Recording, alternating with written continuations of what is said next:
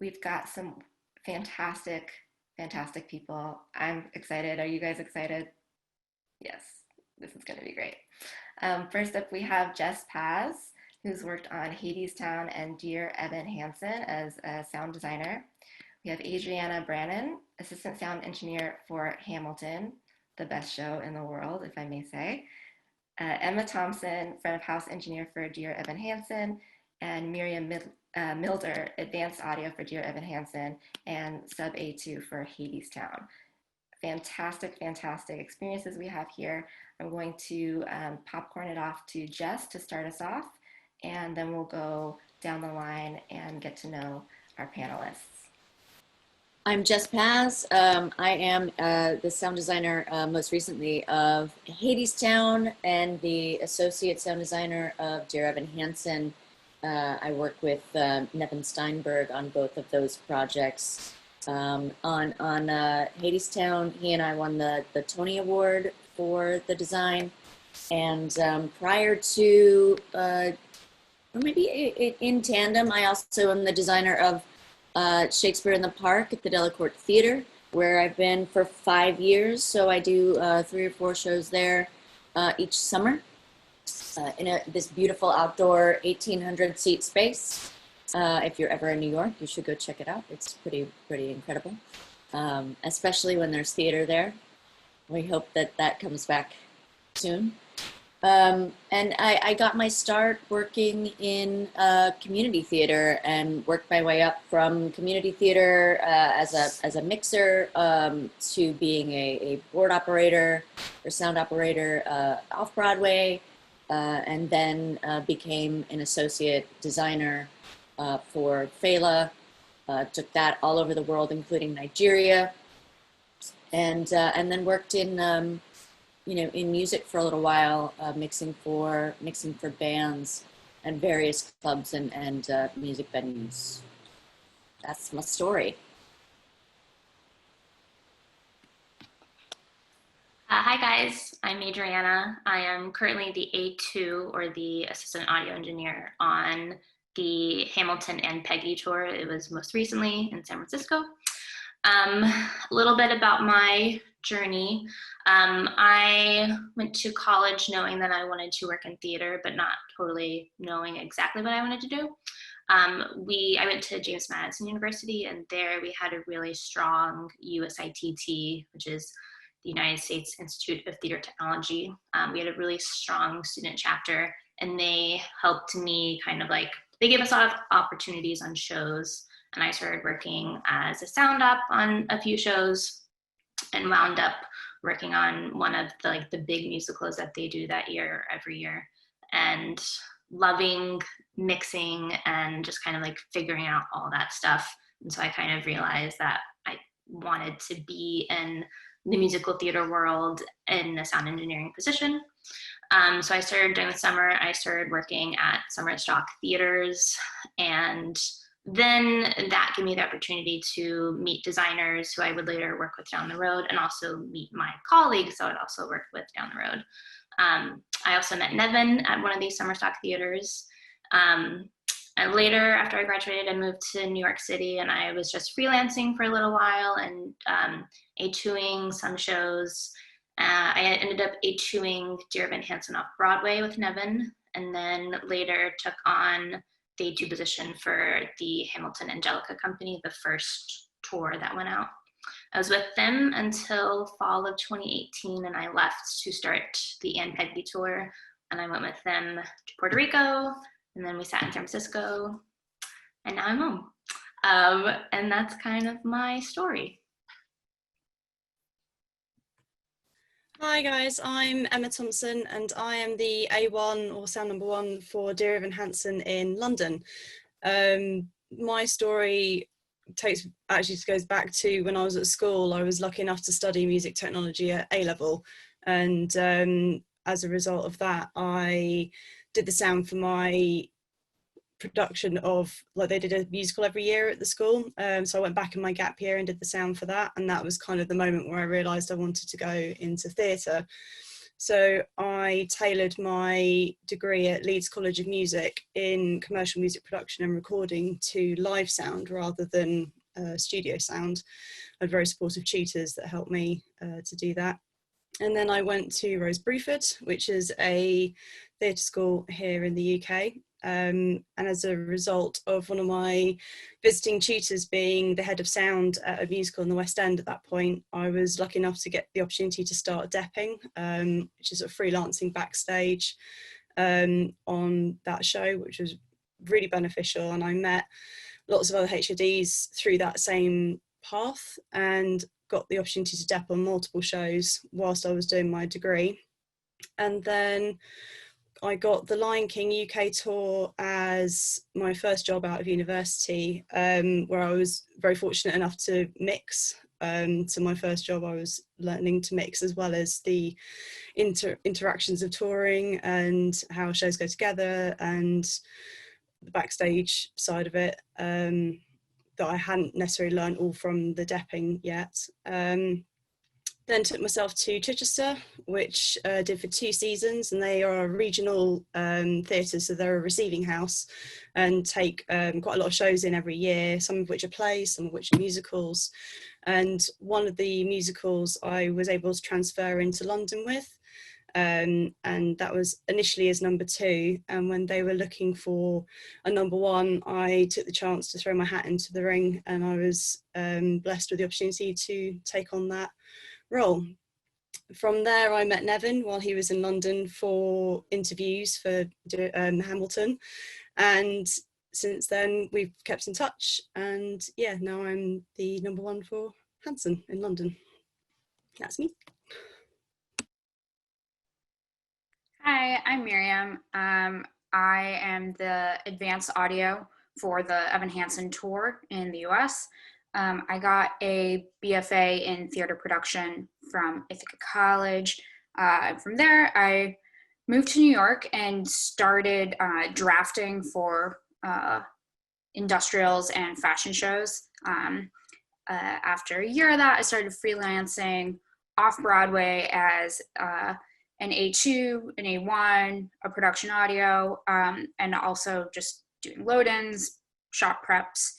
I started working overnights at NBC as an A2 and setting up their live sound component. I spent a while there working on the Today Show and at Megyn Kelly. And when that imploded, I went back to theater. I joined IATSE by going to Puerto Rico to work on Hamilton there, and just been working in theater since. I've been at this advanced position for almost 2 years. The advanced position, I go to all the locations that the tour is going to be at. I load them in, and then I come home, and then I go back to load them out and take them to the next city. So I'm really just an extra set of hands for them. And then when I'm home in New York, I sub at HADESTOWN as an A2 and hustle, do shop preps. Yeah, that's me. Hi, I just jumped in this conversation. But I was wondering if I missed anything, if I was supposed to go next, or if I see that we're going down the line, and I was wondering if I was, yeah. Thanks so much for joining us. We're actually going to keep the Q&A into the chat box. So if you wouldn't mind making sure that your audio and video is disabled and on mute, and then put any Q&A in the chat box, and then we're going to be moderating those pretty soon. Thanks so much for joining us. Thank you. Awesome. Well, thank you all for those incredible introductions. And I just want to also shout out Nevin who you all were mentioning, Nevin is in the chat and with us and has been, oh, hi, Nevin. Thanks for popping in. Nevin Steinberg has been instrumental in helping us coordinate this panel and also in having opportunities for WAM interns to shadow the Ann Peggy tour in San Francisco for Hamilton when it was running just a few blocks away from our office. So that's how we got connected to all of you fine folks. And thanks so much for allowing our interns to have that firsthand experience. It's fantastic. So before we go into questions from the chat, and looks like they're already coming in hot, which is really, really wonderful. Please, everybody put those questions into the chat. I have a few questions just to start us off. We have some great range of experience here: sound design, front of house engineer, advanced sound, and I'm sure you all, from what you're saying from your career trajectories, you had a lot more interesting experiences. But for the current roles that you have now, if you could just go through and break down, what does an average day look like? What are the duties that role entails? And maybe we could just go down the line, starting with Jessica. What is it? And every day sort of looks a bit different for me because I'm only in the theater when I'm, teching a show or in pre-production, etc. So there are some times that it's actually a very solitary experience and I'm working at home on my own, putting together paperwork for the show or visiting the shop or attending a production meeting, meeting with the director. And then once we sort of ramp up the project to it being built, I might visit the shop as the system is being built, and sort of poke my head in there. And then once we get into the theater, I'm tuning the sound system, and then of course attending all of the tech rehearsals and rehearsals during previews, and watching the show every night for the preview process, which is usually about somewhere between 3 to 5 weeks, I believe. And then once we open, I'm set free, and the A1 will maintain the show, and with the A2, and I'll pop in maybe once or twice a month just to say hi and remind people that I still exist, and watch the show and give notes if any are pressing. That's kind of my day. It's a little all over the place depending on where in a process I am.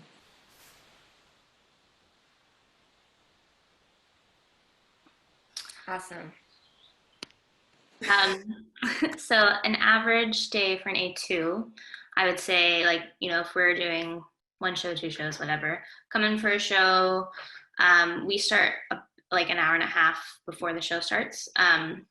And the first hour is really just like making sure that all the things work. So we do mic swaps for, who's in this show, who wasn't in the last show. We battery up. We check all the mics at the receiving racks. I check all of the band mics as well. I check the whole pit. Then the A1 and I will check mics to the console just to make sure that they sound good in the house. Sometimes I feel like when I'm talking into a mic, I can't necessarily hear quite the quality as well as if it's in the house. And also just making sure that all lines are working. And then we deploy mics to the cast. I will go out and I will help a few people get into mics.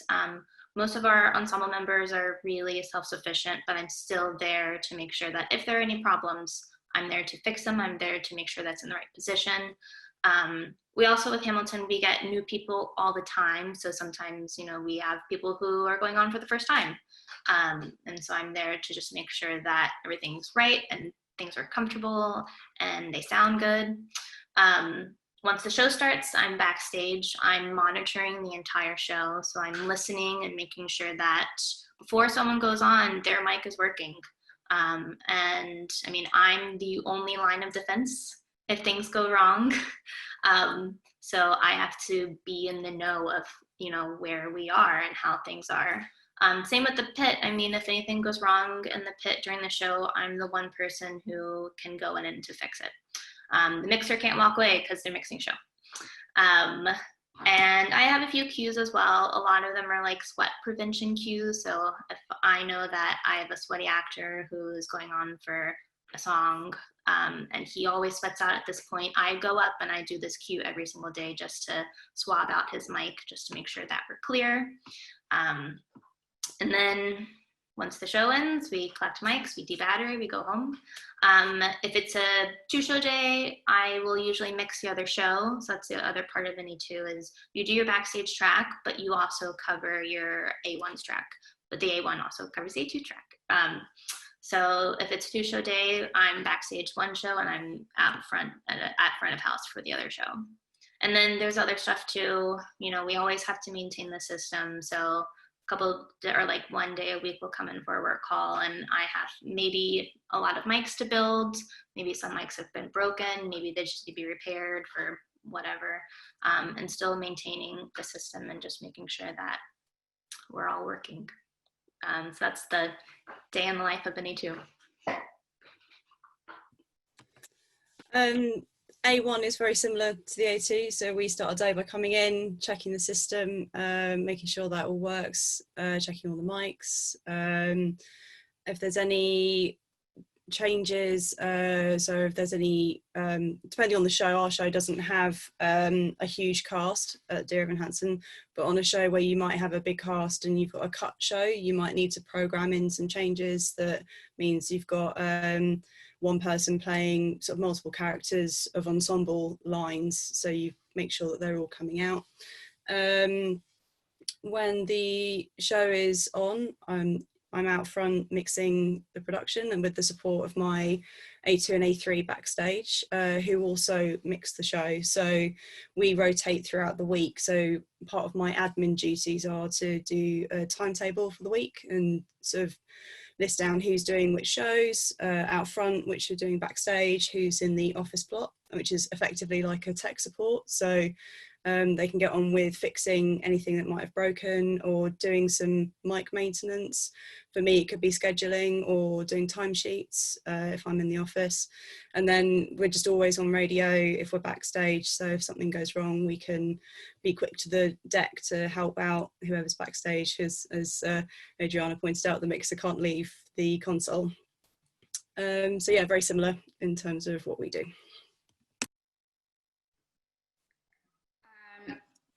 I start my day by getting on a plane to whatever location the tour is at. As soon as the show comes down, we start loading out. I get a crew to help me with my tasks.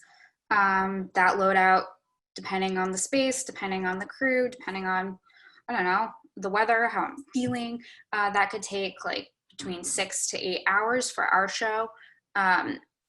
When that's done, we get a little nap, and then we get on another plane to the next tour location. We do everything in reverse, load the whole show in again. You know, we spend 5 hours-ish on our day one of load-in. That day we set up the PA, front of house, get sound pushed. Day two, we come back for a full 14-hour day. I don't know. We finished setting up on-stage stuff, like on-stage foldback, and the orchestra pit, because our orchestra pit is on stage. We'll get set up on day two.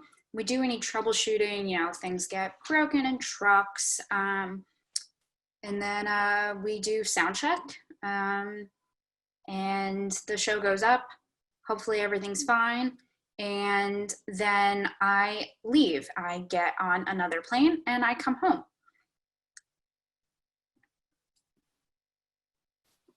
Awesome. Wow. Well, I'm definitely hearing from all of you how much work goes into these roles. So thank you for being real about that. There's some great questions that coming into the chat, and I'm going to combine them with my next question, which is what sort of skills or training does someone need for each of the particular pathways that you all talked about? And I want to combine that with a question that's coming in for the chat. Are there things in each job that are best suited for a particular personality? So are there particular trainings or hard skills that folks should have under their belts before they go into these roles? And then what kind of personality or what kind of I don't like the term soft skills, but like if you can't leave the board, do you have to have a certain kind of skill to be able to be there for those long shifts? Anyone can start on that. I think for NA2, a training is kind of hard, but if you're starting as often as NA2 for your first show, I would try to be in touch with someone who is an A2, who's an experienced A2, and ask them a lot of questions. Ask them what they do. A lot of the like A2 things that we do, I feel like is kind of passed down from one another. And I pick up things from people that I like, and I choose to do things that I like, but a lot of it is kind of just like, at least in my experience, it's a lot of like learning from others, and like kind of learning what I like to do or like works for me. But there are other things that we all need to do as an A2, is like just, we're always listening, we're always fixing things, that type of thing. But then I think for skills, an A2 needs to be very organized. An A2 needs to be very in the know. Don't be afraid to like ask questions. And don't like, there is also a part of being an A2, you have to be very personable as well. You're kind of in a lot of people's faces and a lot of people's spaces a lot. And that is a hard thing to kind of be comfortable with, but it is something that we all have to do. And I wouldn't say that it's easy, but it's something that I've gotten used to, and just kind of like being able to read people and read the room, but also know that I still have a job to do. So if there's, a mic is broken on someone, I have to fix it right away. I can't really let like something get in the way of that, if that makes sense. So I think that speaks to the A2 world a little bit. That's great advice, especially if you're getting in so close to, clear out somebody's sweat from the mic. Yeah. I forgot to, I neglected to put this in there. Adrianna, can you differentiate between the A2 and the A1 roles for folks that aren't familiar? Yeah, the name 2 really is, A1 is the head audio, A2 is assistant audio. The A1's main job is to mix the show, and the A2's main job is to be the person on deck, monitoring the show. The roles are, it's hard, we do the same job because I will mix the show and my A1 will be backstage, but my main responsibility is to be backstage. And if something is a little hairier going wrong that day, my boss and I will stick to our roles. He'll mix the show and I'll be backstage. So I hope that clears it up. And so really, like, the A1 is responsible for the sound of the show, and the A2 is kind of responsible for the microphones and the monitoring and just making sure that it's all working during the show. Perfect, thank you.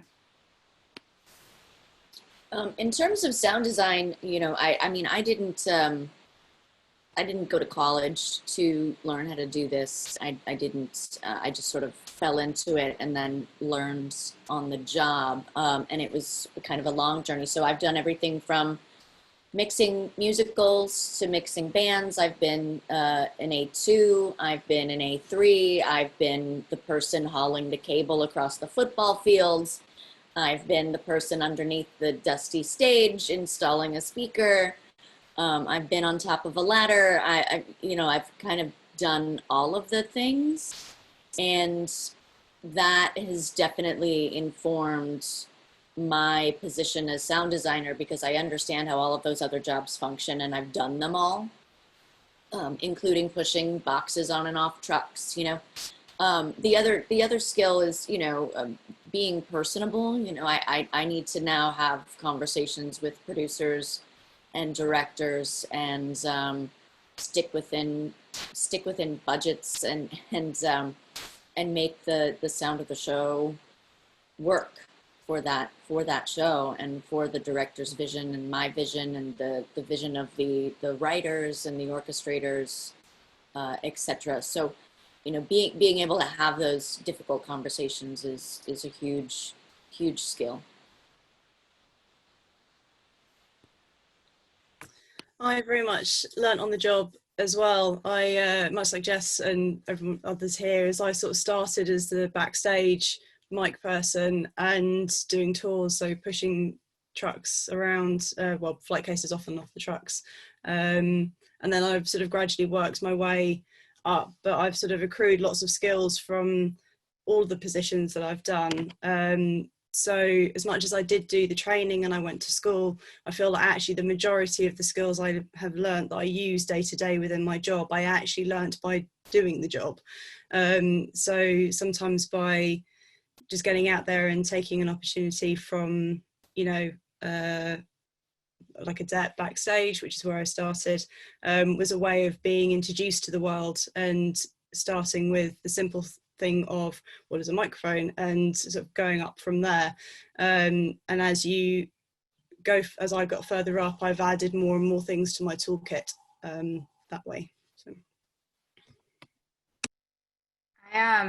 I find that I'm better at the production and A2 side versus the design side, precisely because of the difference between what Jess was saying about the having difficult conversations. My job requires me to speak to people very directly, like, I need you to do this task and these are the specific steps to do that, or to say really quickly, I need to be in your personal space for this amount of time to fix this. Those are the conversations I'm good at having. I am not good at the difficult or like conversations that need finesse. It's something that I've learned painfully is not my specialty. The other skill that I have is being able to fall asleep anywhere at any time. That's like really important for flipping your days around. I do a lot of overnight work, and it's just a real special skill I have, is falling asleep at the right time. Just adding on to that about the personable skills, I forgot to mention, that was something that I learned later on, was having those conversations with people, but not just people who might be in other departments, but within your own department. So as I've learned to become a HOD myself, how to speak to my own team, and not only as a friend when it's necessary, but also those moments where you need to be more direct and it's like, I need this fixed now. So yeah, it's learning that balance and where to use your voice in the right way at which moment in time is best as well. So that's awesome. Thank you all for your answers on that. I wish that there was a class where you could learn how to sleep on command. We could all use that. So there's so many great questions coming into the chat, and we're going to get into them really soon. But one that came in a few minutes ago relates to this next question, which is a great one. And I'm, like I said, I'm a big Hamilton fan, and I know that they have really changed the game when it comes to hiring people of color on stage. And I want to ask you all to talk just a little bit about diversity in the field of theater sound backstage. Are there people of color, women and gender nonconforming people represented? Have you worked with people with disabilities? And what is the culture like in the field?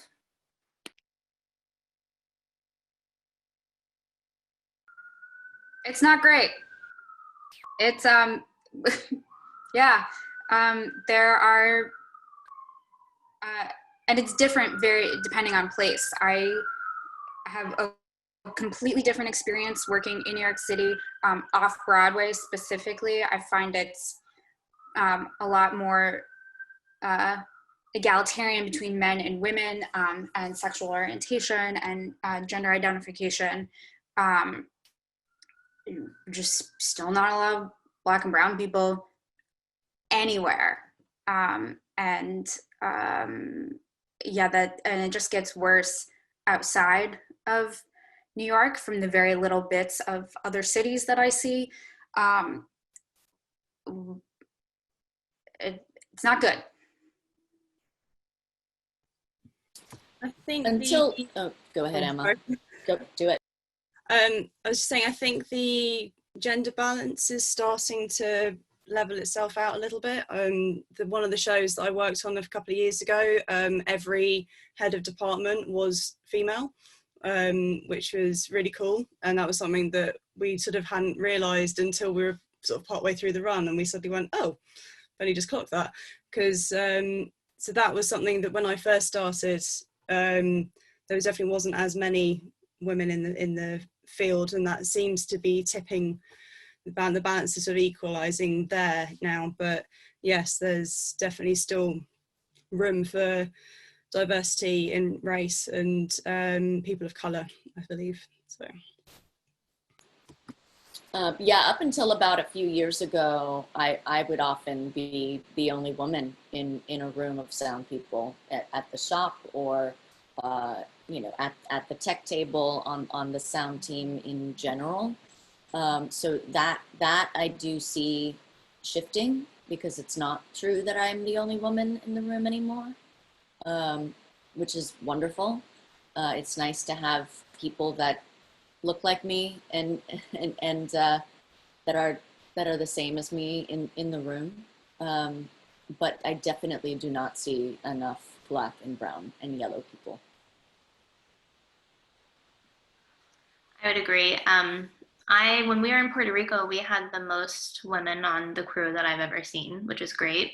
But beyond that, you know, when I was on tour, the majority of our local crew were all men. Not a lot of people of color, a few women here and there, like not so many in sound, more in lighting. So it is, you know, it is all changing, but it's still not what it should be. Thanks so much. I'm seeing in the chat, we appreciate the honesty, and we appreciate that it's good to know that things are changing, however slowly, and we hope that sessions like this and the internship shadows that we were mentioning earlier start to be part of that change. So thanks for all of the work that everyone's doing to make our fields more diverse and more open and inclusive. So before we go into these chat questions, I just have one more question that I think touches on a lot of the questions that I see coming in, which is, how do you recommend that folks interested in these pathways go about finding these positions, applying? Can you talk about some entry-level opportunities and things also for people that don't have live sound experience? Where should they start? I'll start there. I just am going to just comment on my own path, which began in community theater. Generally, community theaters are searching for people who want to be involved, and they're volunteer-led organizations, or they pay very low, and they're a great place to begin, and are a fantastic point of entry. Also, you know, if you are in school, like, join the theater department in your school. If you're in high school or college, get involved as early as you can. And, you know, like I said earlier, it's like I've done every position that there is to do in sound, but I also did stage manage at one point, you know, so try out all the things. Like, maybe sound isn't going to be your thing, but you won't know. So try lighting, try stage management, try props, see what it is you really fall in love with, because I will say in the beginning, it's a difficult path, and unless you love it, it may be hard to stick it out, you know, because the money's not great and the work is very hard. But if you love it, you will stick with it, and that's important. I agree with Jess. Definitely try other things. And if you do stick with sound, then you'll have a better idea of what everyone else does, which is great for our whole education.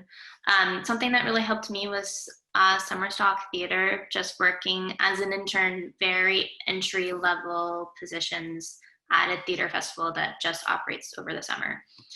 The first one that I worked at was really small theater, and it was a repertory theater. So, you know, they did a different show every night, but they like flip-flop. So it was one show on a Tuesday night, different show on Wednesday, and then the first show on the Thursday again.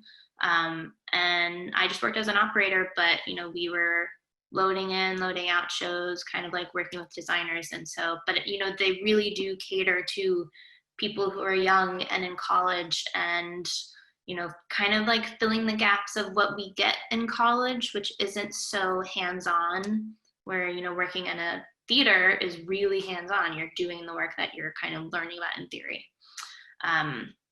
And that gives you the opportunity to grow or build your resume, you know, meet people who down the line will hire you, meet, as I said before, meet your colleagues who you might work with later. And it just starts your network, essentially. And USITT was also a great tool for me. My college went to the conference every year, and at USITT, they have a huge expo floor that is filled with vendors and stuff like that, but also grad schools go to get grad students, and summer stock theaters go. And that's like, they're just, you know, summer stock theaters on the expo floor looking for resumes and talking to people about their theaters. It was a great tool for me, so I highly recommend.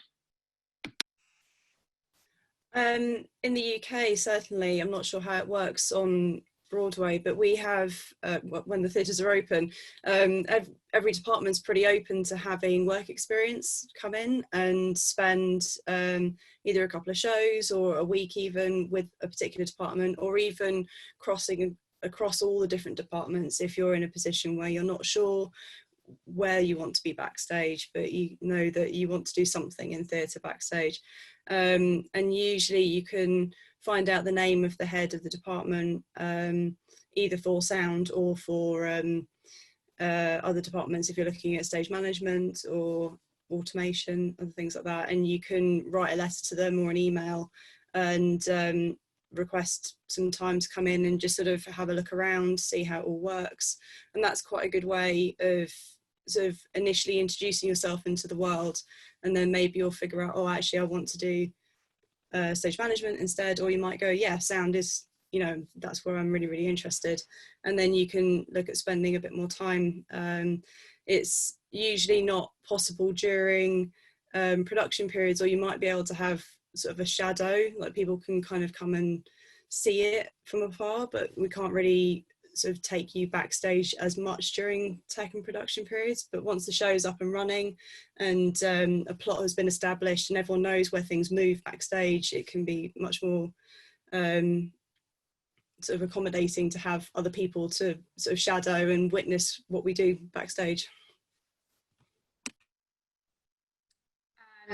Email the alumni from your school when you are ready to work, you know, at least for entry-level positions like load-ins, etc. In New York, people are ready to hire, those kinds of things within like 2 weeks. So it's a pretty fast timeline. Email your alums, email the people that you meet who have told you to contact them, like do it, just like cold email those people. And then in New York, you can contact the audio departments at the Public Theater, New York Theater Workshop, or Sound Associates, and 5 and those are places that are willing to give people a first job that actually pays wages. Awesome. Super, super great advice. We are gonna switch over to the chat questions. And there's some great conversations going on in the chat right now about internships and making sure that you're paid fairly and equitably, and so that we can make these pathways really better for the field in general. And I just want to call out what Jess said at the beginning, if you love it, stick with it. I think that that's great advice, both for folks looking to go into these careers and folks looking to change the field for the better. So thanks for that. I'm going to ask Bella to pop in because they have been looking at the questions coming in, and we're going to take some questions for the chat and keep them coming. Hi, everyone. Thank you so much to our panelists and for all of the attendees. You all have great questions. The first one is about the current pandemic. So how has COVID worldwide affected the future of live theater and future employment? I'm not sure yet how it will affect future employment. I think that a lot of people in the industry are still sort of in the question mark phase of like, how is this going to, how are we going to come back? And how is this going to affect live theater, right? And right now, I think that the focus is how do we come back, and when, and what are the resources that what resources is it going to take to bring us back and bring us back in a safe way, where both the people on stage, backstage, and the people in the audience feel safe to be in the same space together.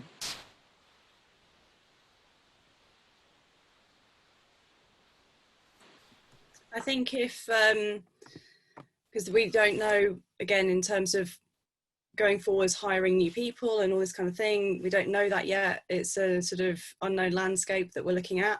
But there are resources out there and online trainings and webinars and things like that people can dip into and either learn something new or just top up their sort of knowledge or refresh the knowledge of something that they may have already started looking into. That way, when the industry does come back, you've found some resources to help sort of gather into your toolkit, which may stand you in a better position for future employment when we come back to that point of being able to take on additional people. I think backstage life is going to be very different when we come back. We're going to have to be a lot more careful, a lot more clean. Dressers are, and dressers and actors are right next to each other all the time. There's a lot of contact going on, even for as an E2. I'm really curious about what kind of precautions we're going to have to take, if we're going to have to clean mics, before and after every show. Am I going to be able to mic anybody anymore? There's a lot of unknown questions, and I'm sure we'll figure it out, but I think we're all kind of thinking about it right now. Definitely. Thanks so much. Our next question is, have you experienced discrimination as a female in these high-level positions, and how have you dealt with it? Yes. Yes. Yes. All the time. I once had someone, a male that I was working with, after I had just bought myself a new pair of boots for my birthday, say that I could walk on him with them later. And I also had a man who was like the lead singer of a band continually ask me where the sound guy was when I was like clearly trying to find out what his input list was and how he wanted to lay out the stage for his band. And he could not wrap his brain around the fact that I was the sound person.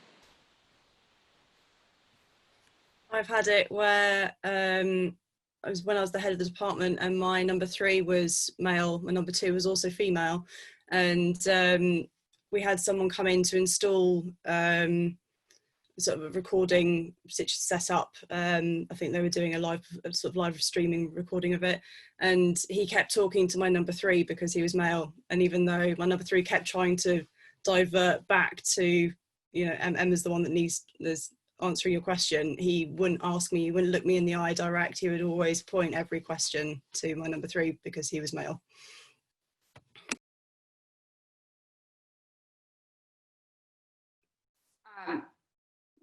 Constantly, every day, all the time.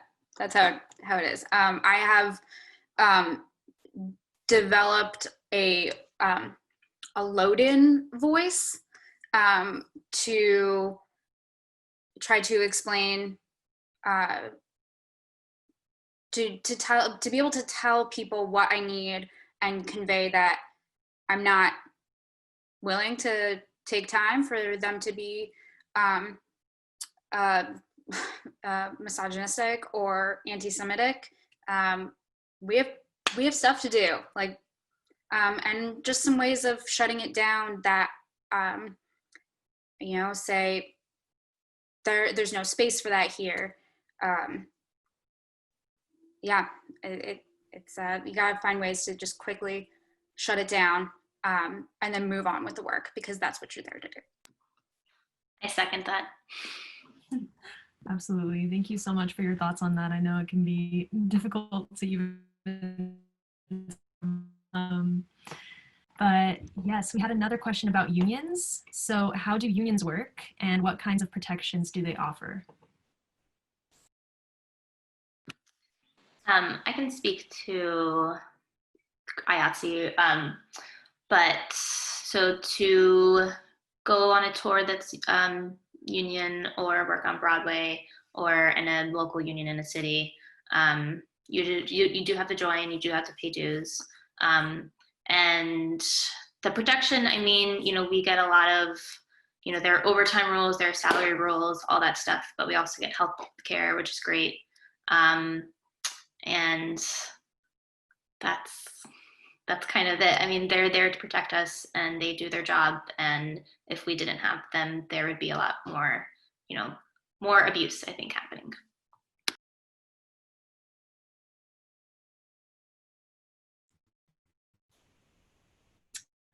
Thank you, Adrianna. This question is particularly for Jess. Can you tell us about your sound design process for HADESTOWN? Do you have to make equipment, placement, etc.? How did you pull from your experience mixing bands, clubs, musicals, etc. to inform and inspire design decisions?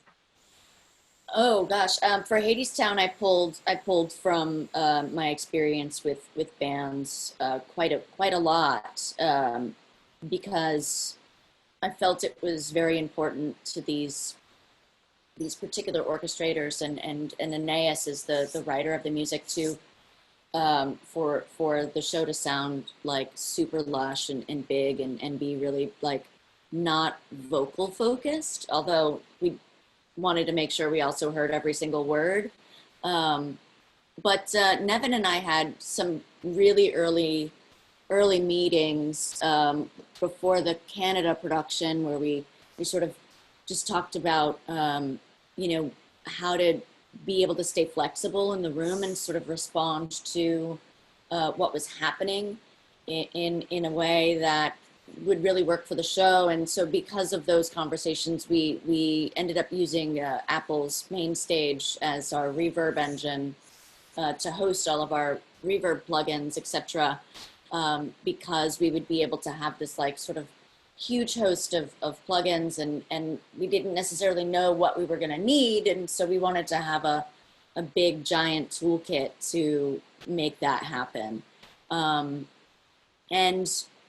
you know, but in terms of you know, the sound system, we in London, we ended up with a big Meyer sound system because the National Theatre had just upgraded their equipment to Meyer speakers, and so we used that at the National. And when we got to Broadway, we decided to just continue our life with a Meyer PA because it had worked well for us at the National. So, but you know, it depends on the show. You know, if it's a brand new show, I may not have, you know, a particular idea in mind about what the sound system is going to look like. And of course, we spec all of the microphones, all of the cable, all of the speakers. I mean, most likely, even the speakers in the dressing rooms are spec'd by us. Everything is custom built, so all of the equipment racks are all custom built in the shop during shop prep. So it's all you get when you walk into a Broadway theater is four walls. So we bring in every stitch of everything. And generally speaking, we mentioned a lot about like toolkits in this chat, and I tend to stick with speakers that I know and consoles that I know. For instance, I always generally am going to be using a Digico console. I'm more than likely going to be speccing Myers speakers for the sound system because I know these tools, right? I know how to work quickly on a Digico. I know how to get out of it what I want. And it goes the same with my choice of speakers. I know what they sound like natively. I know how to make them sound the way that I want. And it's just another tool in your toolkit.